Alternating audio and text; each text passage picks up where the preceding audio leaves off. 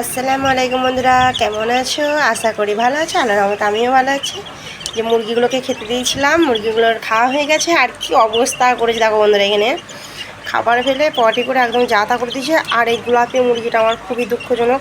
আমার ভাই পয়সা ছোট্ট বড় ছেলে, ওকে এরকম টিপে দিয়েছে বন্ধুরা, ওর খুবই কষ্ট হচ্ছে। হলুদ গরম করে দিয়েছি, তাহলে চলো এটাকে পাল্টে দিই।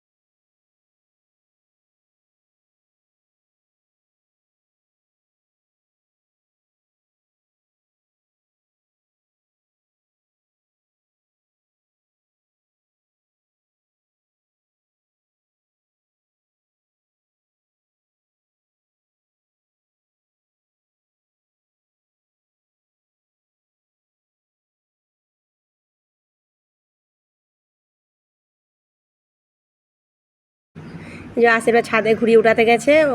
এই যে ঘুড়িটা নতুন কিনেছিল, দিয়ে ছাদে উড়াতে এসছে। আর একদম উড়ছে না, এত চেষ্টা করার পরও ছাদে একদম ঘুড়িটা উড়ছে না। এই যে ওপর দিয়ে উঠছে, কিন্তু আবার নেমে যাচ্ছে, মানে একদম সুন্দর করে যে একটা উড়ার মতো উঠছে, সেটা উঠছে না, একদম উঠছে না। তাহলে চলো তোমাদেরকে ছাদ থেকে আমাদের কিছুটা ভিউটা দেখাবো, আমাদের গ্রামের কিছুটা দেখাবো কেমন লাগে। ওরা তখন ঘুড়িটা উড়ানোর চেষ্টা করুক, তখন ঘুড়িটা ভালোভাবে উড়লে তখন তোমাদেরকে দেখাবো।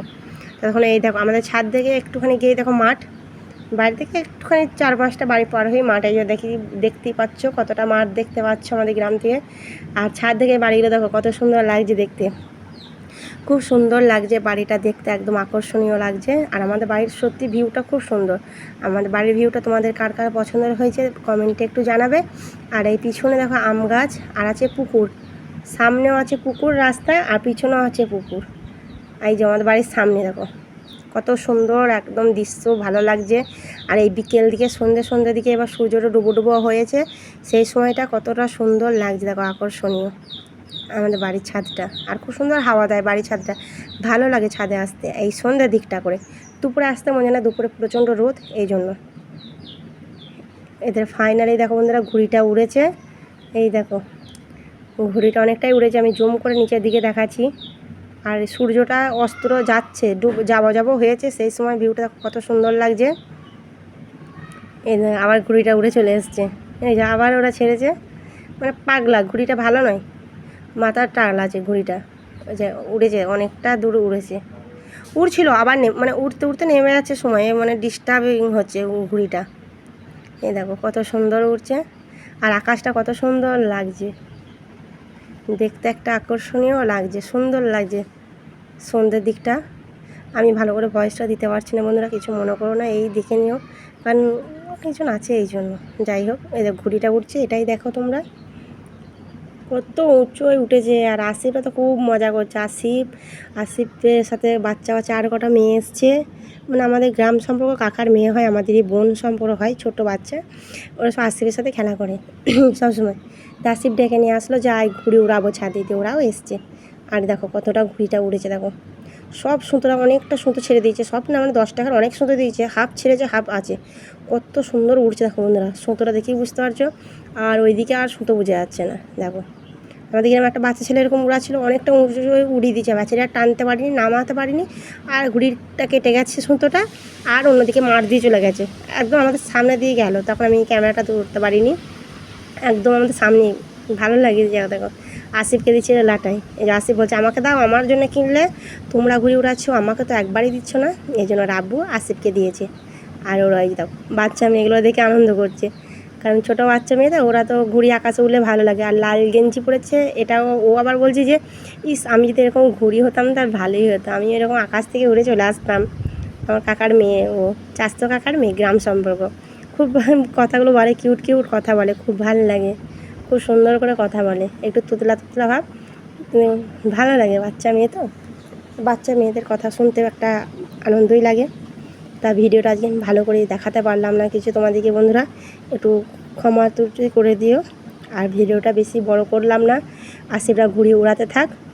ভিডিওটা যদি তোমাদের ভালো লাগলে লাইক কমেন্ট শেয়ার করে দিও, আর চ্যানেলটাকে আমার পারলে একটু সাবস্ক্রাইব করে দিও বন্ধুরা।